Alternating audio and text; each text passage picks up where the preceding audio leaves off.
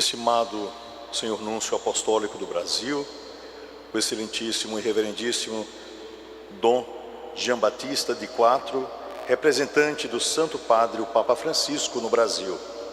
Saúdo a Dom José Antônio Tosi Marques, arcebispo emérito da Arquidiocese de Fortaleza, assim como a Dom Valdemir Vicente de Andrade, o meu bispo auxiliar, e a Dom Júlio César Souza de Jesus, não mais bispo auxiliar de Fortaleza, mas agora bispo eleito da Diocese de Floriano, no Piauí.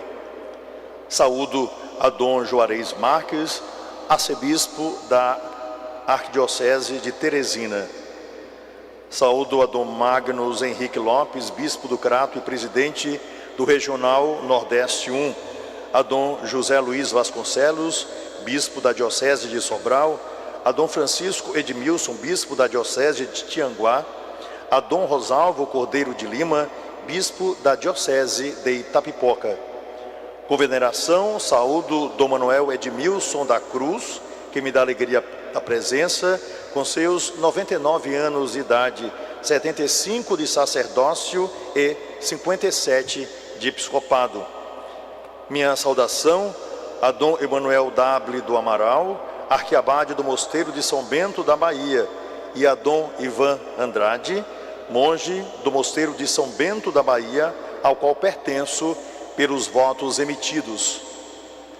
Com profundo sentimento de alegria, saúdo os padres da Arquidiocese de Fortaleza, assim como aos diáconos transitórios e permanentes, e aos seminaristas que aqui se fazem presentes.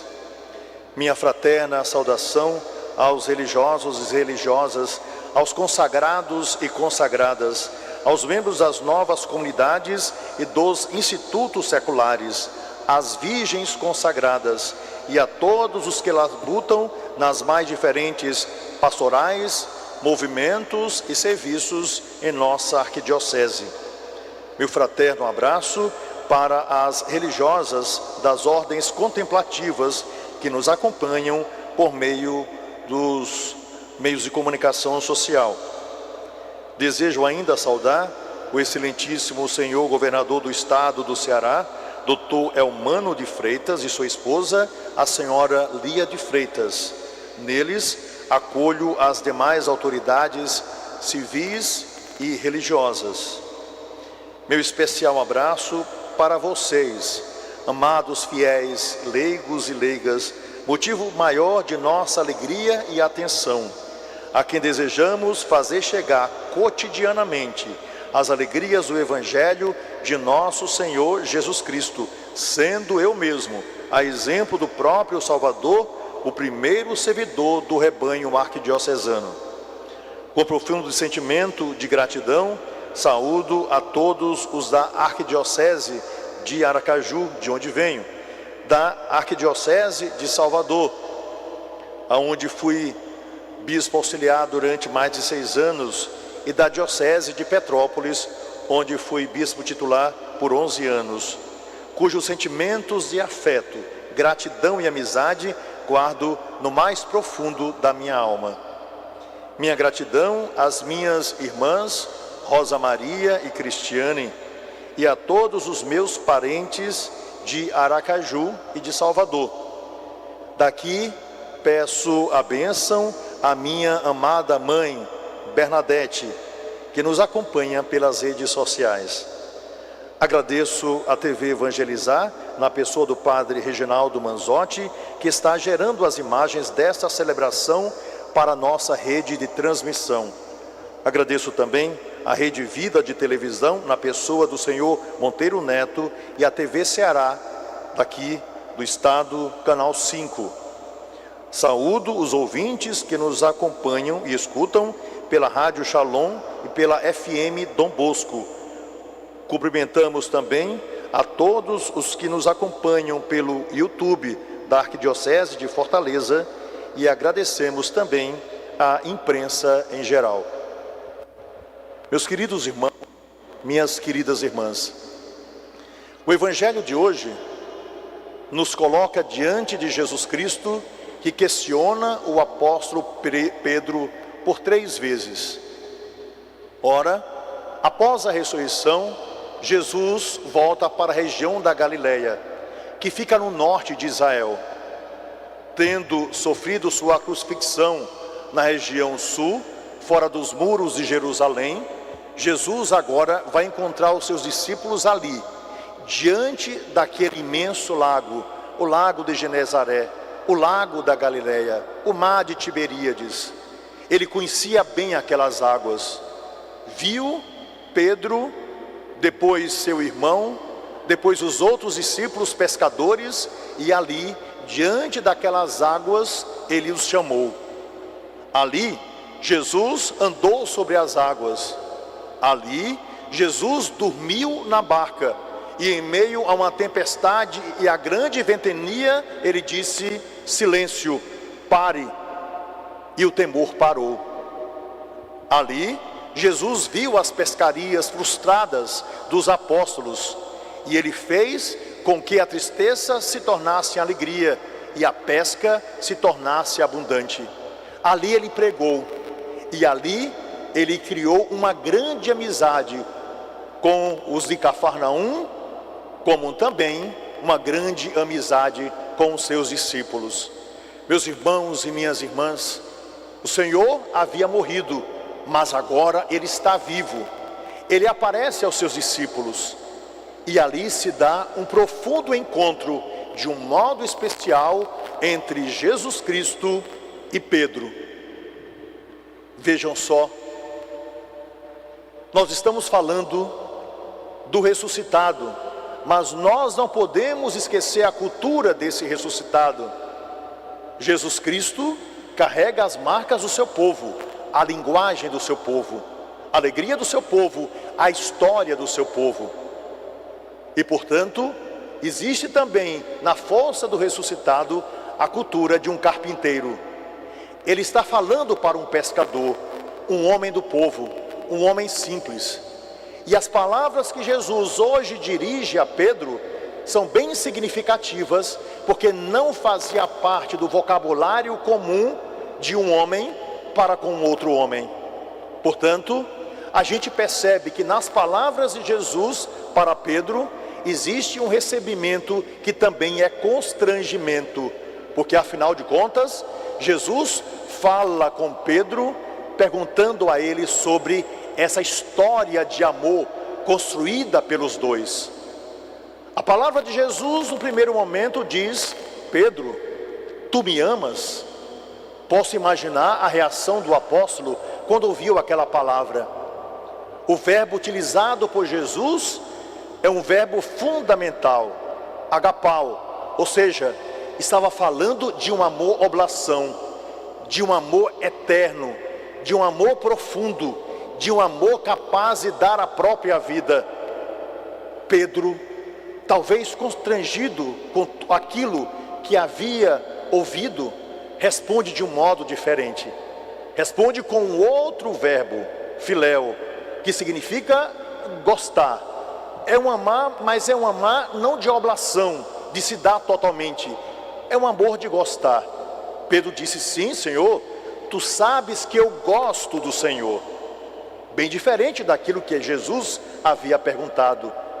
Vendo a resposta de Pedro, Jesus lhe diz: apacenta os meus cordeiros. Pois bem, Jesus não desiste, bate outra vez no coração de Pedro e lhe pergunta: Pedro, tu me amas? Usando o mesmo verbo, ou seja, você é capaz de morrer por mim? Você é capaz de me dar sua vida? Você é capaz de fazer qualquer coisa pela causa do Evangelho, para que as almas se salvem? Você é capaz de me testemunhar até o último momento? Pedro, o pescador, constrangido, responde: sim, Senhor, eu gosto do Senhor. Ele não tem coragem de confirmar aquilo que Jesus pergunta. Jesus vai dizer: apacenta as minhas ovelhas. E Jesus faz uma terceira e definitiva pergunta, mas Jesus já não usa o mesmo verbo. Jesus agora fala perfeitamente o que está no coração de Pedro. Pedro, você gosta de mim? E Pedro, entristecido, por não ter respondido aquilo que talvez ele imaginasse que Jesus esperava, vai dizer: sim, Senhor, eu gosto do Senhor. Meus irmãos e minhas irmãs, Jesus vai dizer: apacenta as minhas ovelhas.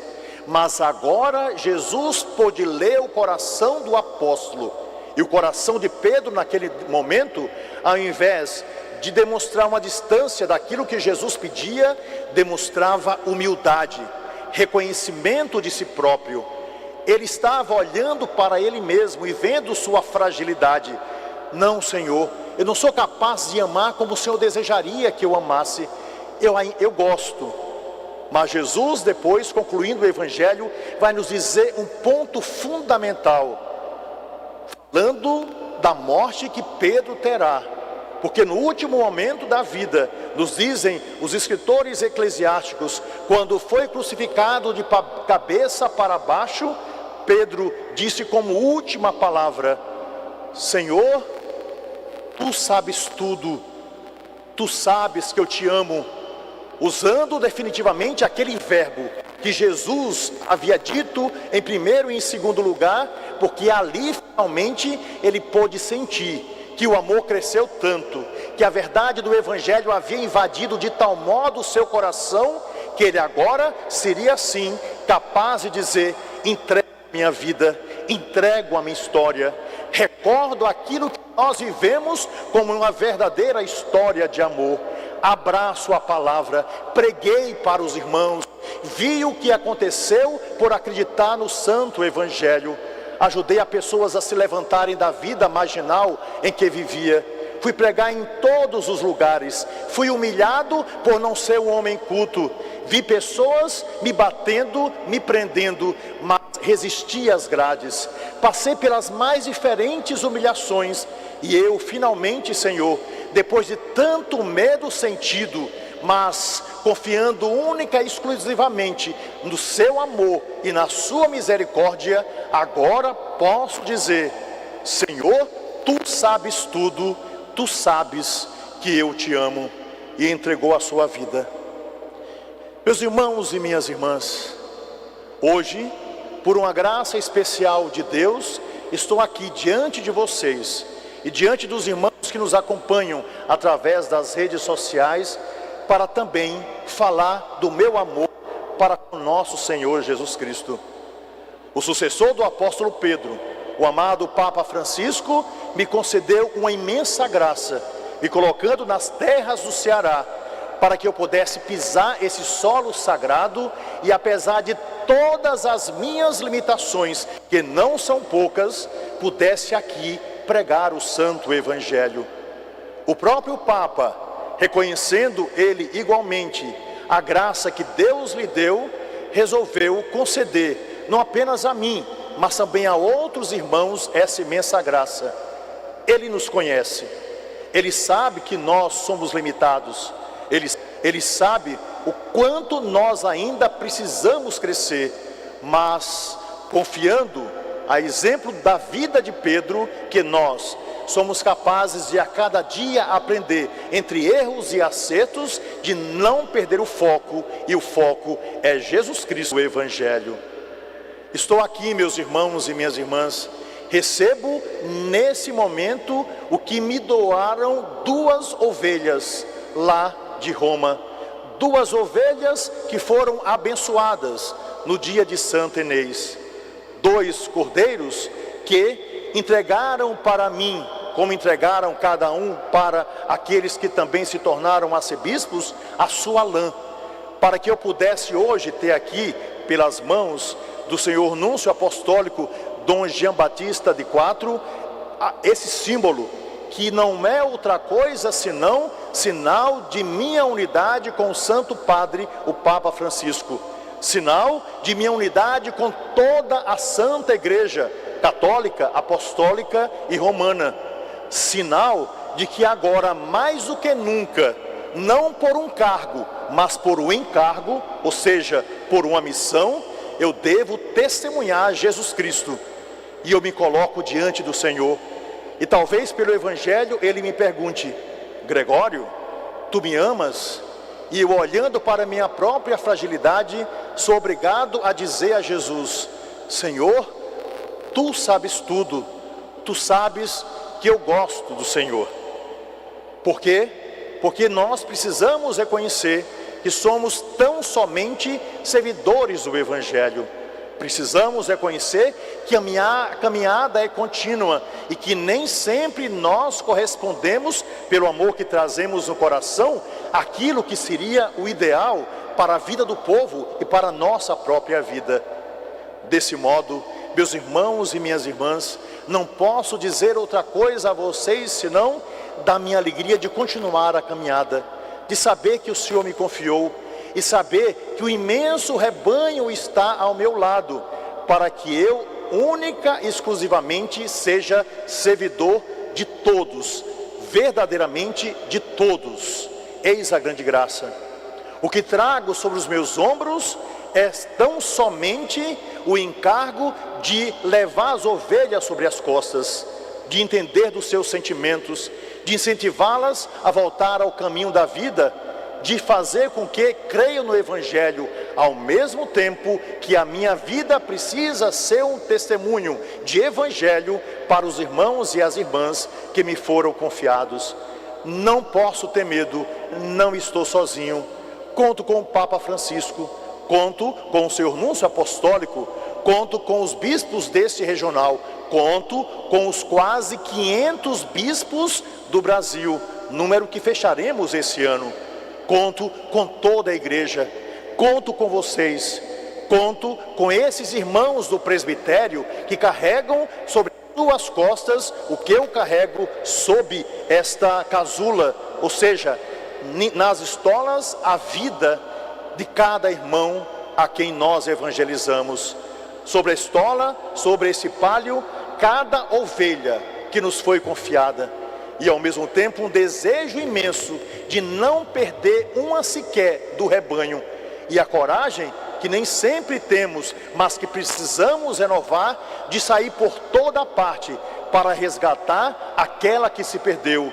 E como nos alertou o Papa Francisco, em alguns lugares, existe apenas uma ovelha no redil e 99 estão perdidas. Temos que sair com paciência, tocando o coração da humanidade, através da nossa oração, pela nossa coragem, um desejo imenso de que nosso coração arda, porque se o coração não arder, os pés não andam, e multiplicar em nós a fé, para que confiemos não em nossas forças, mas naquele que nos dá a possibilidade de viver o novo a cada dia. Meus irmãos e minhas irmãs, nesse momento, embora já tenha feito, digo da minha fidelidade, obediência e ao mesmo tempo de caminhar sinodalmente com todos os irmãos da nossa igreja, de um modo especial, obedecendo às instruções do Santo Padre, o Papa Francisco. O desejo imenso de caminhar com as orientações que recebemos da Nunciatura Apostólica, através do pastor que lá está, que representa o Santo Padre no Brasil, e de caminhar com cada um de vocês, buscando reconhecer não apenas o nome, mas a alma, a história, as possibilidades, para que juntos, um dia, sejamos capazes, na alegria do serviço e ao mesmo tempo daquilo que passamos ao longo da nossa vida, de dizer como apóstolo: Senhor, Tu sabes tudo, agora eu posso dizer, Tu sabes que eu Te amo. Ora, meus irmãos, ontem, numa visita ao Carmelo, o senhor Núncio Apostólico chamou as postulantes e as noviças do Carmelo, e ali, diante dos que estavam presentes, fez uma pergunta para essas jovens religiosas. Eu gostaria de lhes fazer uma pergunta, e a gente via atenção no rosto daquelas jovens que naturalmente estavam um tanto admiradas com o chamado de uma autoridade da igreja.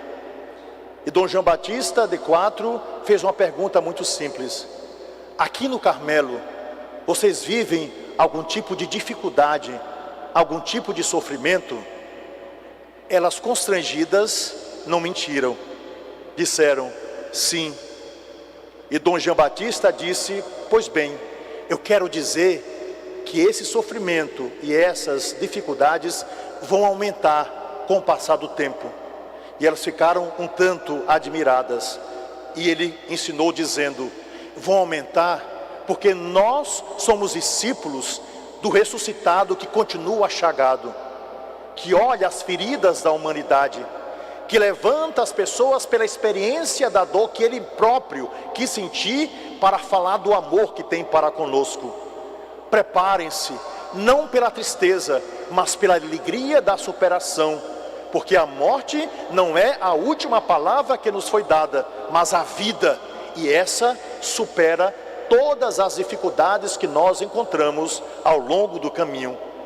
E elas finalmente entenderam a alegria de uma vida que é doada, plenamente humana, mas abençoada pelo divino, para que se transforme em um constante hino de louvor à glória de Deus. Meus irmãos e minhas irmãs, meu coração gostaria de falar de tantas outras coisas, mas nesse momento eu concluo.